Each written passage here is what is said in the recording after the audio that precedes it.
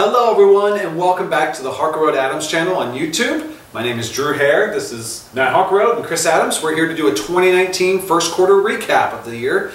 Guys, what are your overall impressions? We've already had 4 weeks. Week 5 starts tonight with the Rams and Seahawks game. So what are your overall impressions of what's gone on in the first couple of games? Yeah, I think the biggest thing that jumps out to me is that it's a kind of a weird parody they have going on this year. Mm-hmm. There's a couple of teams that look like they could win the Super Bowl right now. Like, you know, there's 1 or 2 or 3, maybe 4 teams that you like want to throw in there as like legitimate Super Bowl contenders, right?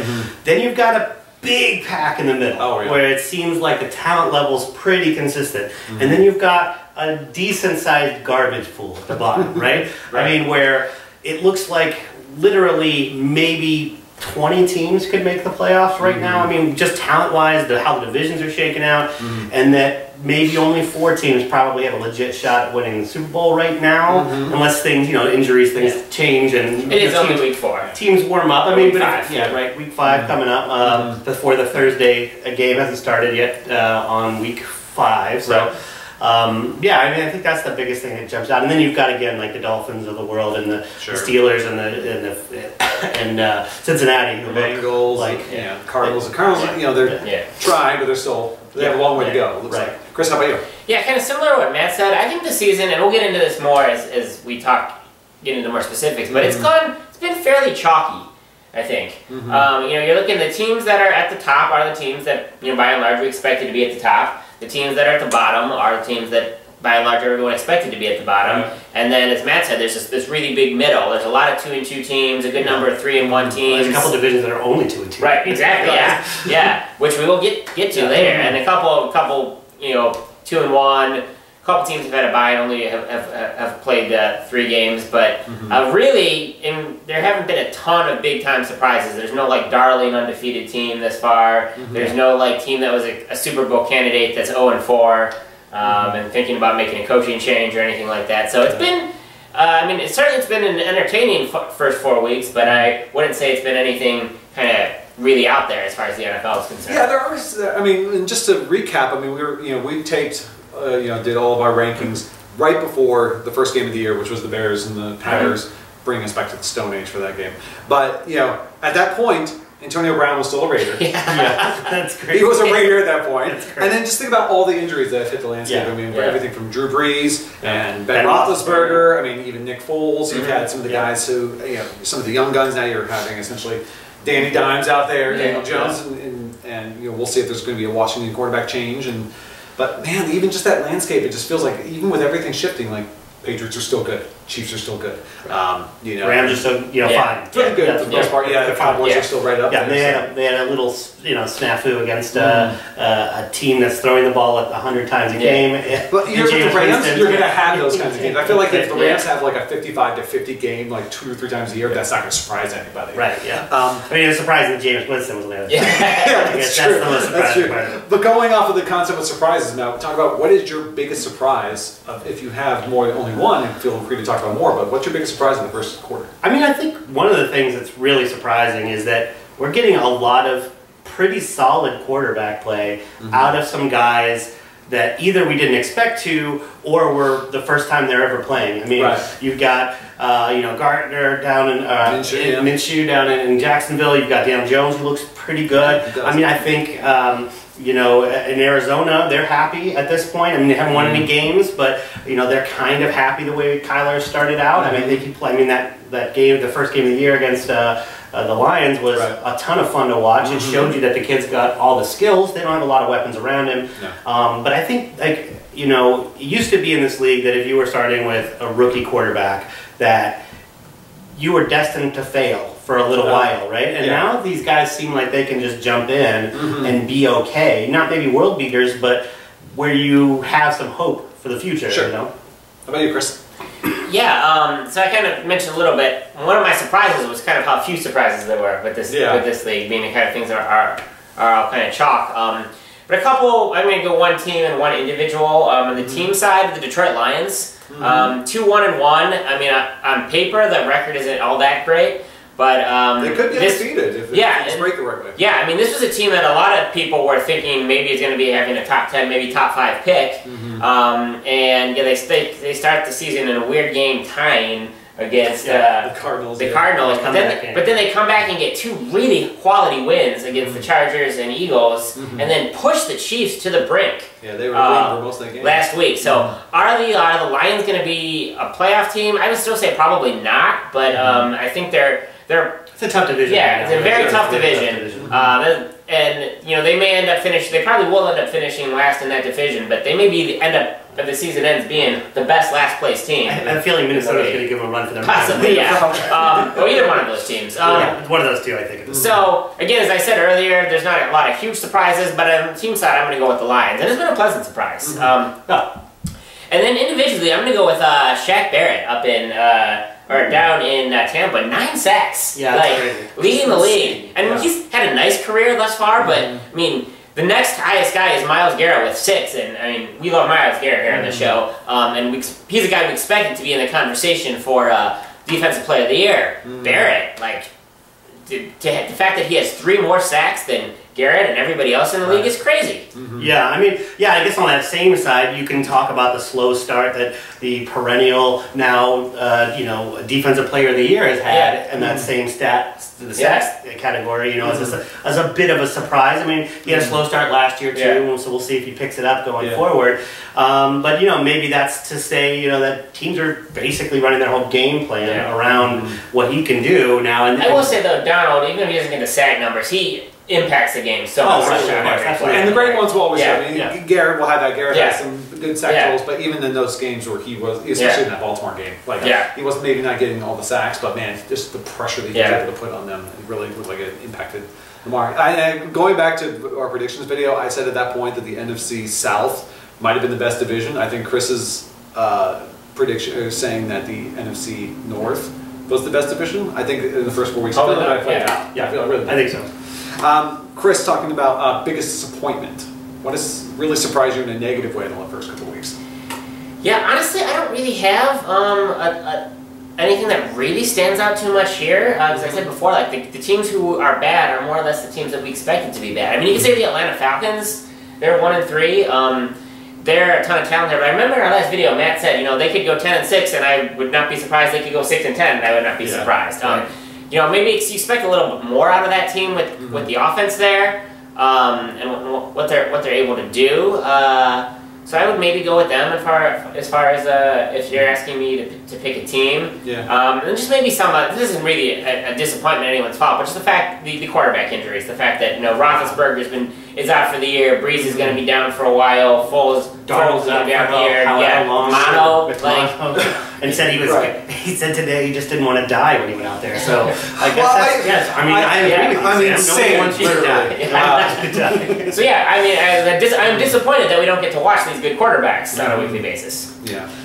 Yeah, I mean, for me, I think, one of the biggest disappointments this year, we were coming into the season, one of the biggest things that was outside of football that looked like it could have a big impact outside of the actual play on the field is this new referee rule where they can challenge these pass interference plays. And you know what, honestly, I don't think it's been that big of a deal. They haven't been calling many of them. But on that same note, it feels like maybe they spent all their time in this offseason trying to figure that out and kind of forgot how to call the rest of the game. I mean, they were calling so many holding penalties. I mean, the games are, at times have been nearly impossible to watch, for an enjoyment standpoint because of these penalties. And then you've got, these crazy, one guy does the exact same hit on the same game and he's suspended, and another one, and he gets, there's just no consistency on these targeting calls, and it's just at this point, I mean, it's passe or whatever to complain about refereeing, but it's been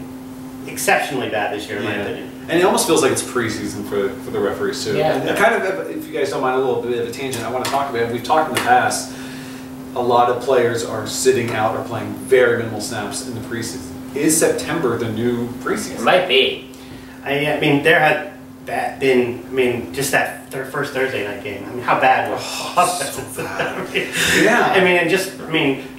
Browns come out in their first game and get, 18 penalties, set a record.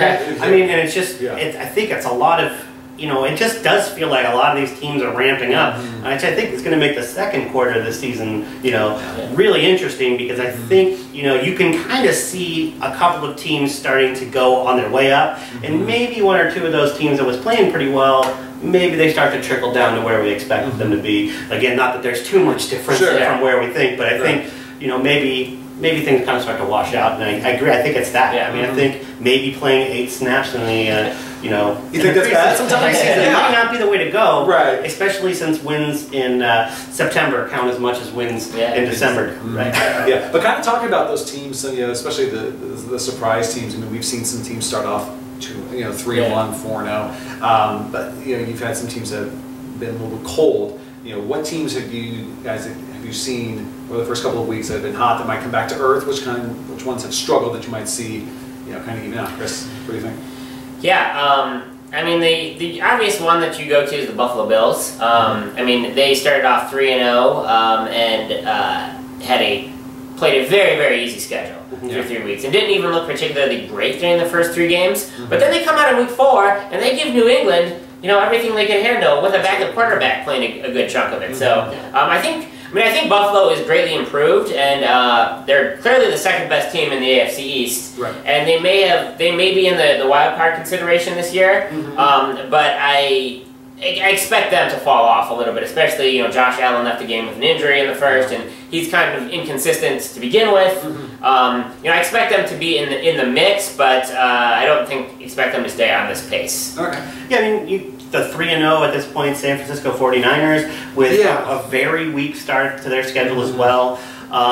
You know, I mean, yes, they won a couple of games by a decent margin, but I mean, they were in some close. I mean, they were in a close game with Cincinnati. Close game with Pittsburgh too. Close game with Pittsburgh. They played bad teams, those two. And I think, you know, you take a look at them and you say, can they keep this up? What do they have that's, you know, I think they're top 5 in offense and defense right now, which is not a thing that's going to last. No. I mean, them, and maybe another one that's sneaky might be the Green Bay Packers, and I think the new defensive scheme that they have is helping them a ton. Like, they've changed the way they play defense. Once a little tape gets out there, I think you're going to start to see teams pick that apart a little more, just because their personnel is, it's a little different from the year before, but I mean, it's still the same team that was awful last year, and I just... Now, they do have a fully healthy Aaron Rodgers this year, which goes a long way. Yeah, I think defensively more than offense. I mean, they still have weapons on offense. I mean, they still got a good running back, and you know, one of the best wide receivers in the game, and maybe one of the best quarterbacks of all time, maybe. But yeah, I think you could see them take a slide. Yeah. Do you guys have any slow starters? You think that when we do the second quarter video, we're going to be talking about, is like, man, these guys started, you know, 1-2, 2-2, and then really just took off. You guys have any thoughts about who that team might be? Is there a team out there that might be that? I mean, there's so many teams that are 2-2, and I'm not sure if you really can consider 2-2 to be a slow start. Yeah, I mean, I think a team that's record will not reflect the fact that they're 2-2. I think is probably, and it's going to sound like a homer pick, is probably the Cleveland Browns, because if you look at their back half of their schedule, it is horrible. Yeah. I mean, maybe a combined 3 wins out of their last 9 games for the teams they're facing. And that is impressively different. That's bad. I mean, so I think you're going to see, even if they were to say slip to 3-4 or 4-5, at the end of the season, I think everything's going to wash out. So no big injuries, that kind of stuff. Sure. That they end up in a 10-6, 11-5 range pretty easily. Yeah, and with the Browns too. That first game against Tennessee, that was absolutely a clunker. 18 penalties, some sloppy tackling, all kinds of stuff. It was an awful first game, an awful debut for Freddie Kitchens. But you know, then they go to New York and they don't play their best, but they still beat the Jets, albeit a beat-up Jets. But they beat them by 20 on the road in the NFL. Then they host the Rams, and you know they play them really well. Have the ball on the 4-yard line, first and goal, can't get delivered, and then they go to Baltimore and just play an amazing game and blow the doors off the Ravens. So the hot Ravens too, a team that looked like they might be on the come up too. So you're seeing that trajectory from the Browns. They're improving every week. So yeah, I agree with Matt. They got a couple big games. I think the Monday nighter this week with the Browns and the Niners is going to be a phenomenal game and a great measuring stick for both teams. Yeah, I think they're going to see a lot. They're going to learn a lot about each other. Yeah. I think, and everyone's going to learn a lot about them in that game. Yeah, agreed. Yeah. All right, well, let's move on. Let's talk about your picks review. So we did do a prediction show where these 2 analysts picked all the winners, all the wild cards, who's going to go to the Super Bowl, who's going to win the Super Bowl. You guys still feel pretty good about your picks? How about you, Matt? I mean, I'm pretty happy with the teams I picked to go to the playoffs. I think one of I picked the Bears over the the Chargers over the Bears. Sorry, Chargers over the Bears as my Super Bowl. The Trubisky woes, whether they be the injury or the kind of bad play he's had, at times. Team still looks pretty good as a whole. So I'm not too upset about that. We'll see how this Trubisky thing plays out. The Chargers only had a little more struggling, but I just devastated by injuries. Devastated by injuries, right? And I think maybe some of that thing gets better as you get some more experience with the guys that are backups and those things improve. But time will tell. And having Melvin Gordon come back, we'll see what kind of rest he might have after being away for a month, but and being disgruntled. I mean, but he wasn't hurt. He should be healthy. We'll see when he comes back. How about you, Chris? Yeah, so I went a little bit more chalk with my picks, and I took the Saints over the Patriots, and I'm still feeling pretty good. I mean, the Patriots have looked great. Struggled more than anyone thought against the Bills last week, but their defense has been amazing. And unbelievable. And I think they're plus 100. Yeah, something ridiculous like that. It's nuts. It's not going to change anytime soon. That schedule looks awesome for them. So good there. And then the Saints was a little nervous when Breeze got injured, but I did think at the time, I still thought, if they can squeak by and make the playoffs, Breeze is coming back this year. And he can get on a run if he's healthy. And they've done great. Teddy Bridgewater stepped in, has done a really nice job. The defense has really stepped it up. And the Saints are 3-1. They're right there. One of the top teams in the NFC and in a great position. And the NFC is looking pretty wide open. The Rams are 3-1, but I think they're not the Rams of a year ago. With Goff struggling a little bit, Gurley banged up. Again, 3-1 is 3-1. But no one really has jumped to the forefront of the NFC the way the Patriots and Chiefs have in the AFC. So yeah, I'm sitting still thinking very good with my Saints Patriots pick. So if we learned anything, is don't go out on a limb on your picks. I've learned that. Play it safe. Play it safe, and you're going to look real smart. I do want to reference one of my picks. Looking at the AFC South, I took the Jacksonville Jaguars to win it, which was going off on a bit of a limb there. Was not looking so good with the injury in Week 1 to Foles. Minshew stepped in and has played pretty well. And Fournette went off last week. They're 2-2. But a prediction I did make, I said I picked the Jags to win the AFC South, but I said every team in the AFC South would finish between 9-7 and 7-9, and lo and behold, every team in the AFC South is 2-2 right now. So I'm sitting pretty with the strength in the middle of the AFC South. I mean, it looked like Houston might be the best team on paper, but if they can't keep Deshaun Watson upright, then what? They trade for Laramie Tunsil, they make investments in the line, and they can't prevent Watson from getting creamed. And a guy who can move. You think? It's crazy. I feel so bad.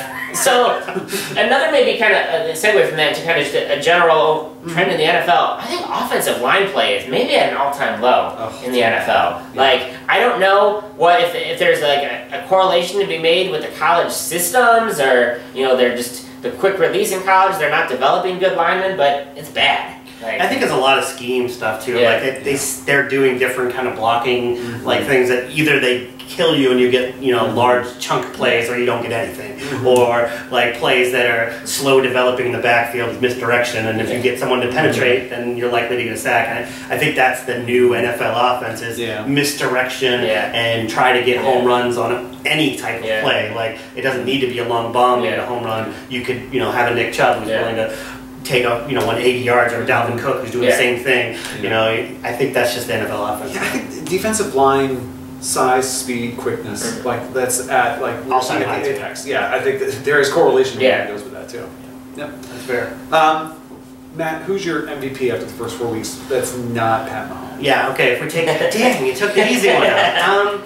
Yeah, this is a tough one. I think maybe the guy that we could consider, if Shaq Barrett goes off for 9 in every quarter, we might have a defensive MVP, especially if they can make the playoffs somehow. But I think a guy that would be worth watching is if Minnesota can stay in the hunt. I think Dalvin Cook is a guy you can look as an outside pick. The guy's getting touches everywhere. He's making the most of those touches. I think it would be a really interesting scenario to have a 2,000, 1,000 guy up against the guy who just won it and see how that kind of shakes out. I don't think there's going to be another quarterback that really has a good shot unless something goes wrong with Mahomes the way he's playing right now. So I tried to pick the next best thing, which is running back in this league. Yeah. How about you, Chris? I was looking at again, we can't go with Mahomes here. Looking at some of the other quarterbacks doing well. I actually love that Dalvin Cook pick as a possibility, but I'm going to stick with the quarterbacks. I'm going to go Russell Wilson. He's got like 9 touchdowns. Mahomes got 10 touchdown passes and 0 picks. Russ has got 9, and I also believe 0 picks. And Seattle's 3-1. Their running game isn't what it's been in previous years. The defense hasn't been what it's been in previous years. It's basically the Russell Wilson show, and he's performing exceptionally. So. Absolutely. Who would be your rookie of the year through the first 4 weeks, Chris? Yeah, I'm gonna go Gardner Minshew. And again, I think Minshew's done a very nice job. I mean, I don't think he's setting the league on fire or anything like that. This is almost, I'm picking Minshew because I have to pick somebody, and he came into like a difficult situation and has done well. Daniel Jones had a great first game, but he's only had 2 starts. He wasn't as good in game 2, so again, that's half of it. We're doing the first quarter as it is, limited sample size. That's an even more limited sample size. Kyler Murray's been okay, but has looked like a rookie. And it usually takes a while for defensive players to make their presence known. So if it's going to be like Nick Bosa or another defender, we're probably not going to see that for a while. So through 4 games, I'm going to say Minshew. If you're going to ask me if you're going to say who's going to be, when the year's said and done, the rookie of the year, I probably would say either Jones or Murray. But for now, through 4 games, I'm going Gardner. Yeah, I think you could say if you take just stats and it's probably going to be a quarterback because that's generally what happens with these things. I mean, I think Kyler Murray's putting up really solid numbers. I mean, if that continues at the pace he's doing right now, even if they don't win games, generally rookie of the year doesn't really even matter so much if you don't win games or you do win games. It's more about the numbers you can kind of put up and the system you have. And I think Kyler's probably the shoe-in favorite, but as an outside option, I'm going to go with Hollywood, I think. Hollywood Brown. I just think that the way they're using him sets him up for big catches at big time, lots of touchdowns. He's burning people. Like I think, like if you're going to say there's going to be a wide receiver rookie of the year, there's a couple of good options right now of young guys that are playing pretty well. But he seems to look the real deal and ends up being the number 1 option probably in that offense. So besides their rookie tight end too, or no, he's not rookie, I guess, but they don't really have much else. Well, yeah, especially with Baltimore being such a run-heavy team, to be able to have a field stretcher like Brown, that just adds a completely different. Although playing against the best defense they did all year at Cleveland last week, with down their top 2 cornerbacks, the Browns shut them down completely. So yeah, but they get to play the other half of the NFC North or AFC North a bunch. True. Baltimore still does not. Baltimore still has not beaten a team that has a win this year. Yeah, we'll see if that changes with Pittsburgh this upcoming week. It probably will, but I mean, you could pick. I mean, heck, you could pick any of those rookie quarterbacks or rookie wide receivers. I mean, you got McLaurin going out in Washington. Yeah, that's for sure. Yeah, and you got Josh out there running the ball in Raiderland. I think you could maybe sneak him in there if he continues to do what he's doing, but it's probably going to be Kyler Murray. Probably. Maybe. We'll see. You guys have any final thoughts? Any final comments? Anything else we want to talk about? I just want to talk about the Miami Dolphins for a minute, right? And this is like... You are the first person on YouTube to talk about the 2019. We're, like, Matt and I are Browns fans, so, like, we watched a team do a tear down and go 1-31, and things, that part of the reason why things are looking better for the Browns right now, sure, although I think there's... it's not as simple as that. The Browns did, they were able to use those assets they collected, and they did get some good fortune over the last couple years. But good Lord, those Browns teams would wipe the floor with the Dolphins right now. Like, the Browns never traded their starting left tackle a week before the season started. They never traded, like, good young talent on rookie contracts. Yeah, that's the part that doesn't make any sense. It's like, you would think that you would try to keep the guys that could play in 3 years, 2 years, still on rookie contracts, and Yeah, I mean, yeah, sure. Unloading pricey veterans, of course, that makes sense. Yeah, but right. like, yeah, get rid of Stills. Who cares? No one cares if Kenny Stills is on your team. But at the same time, don't get rid of Laramie Tunsil, you know, and Minka Fitzpatrick like that. Yeah. That pick will probably end up being a top 10 pick, which yes, it will be. Yeah, it's still really weird for.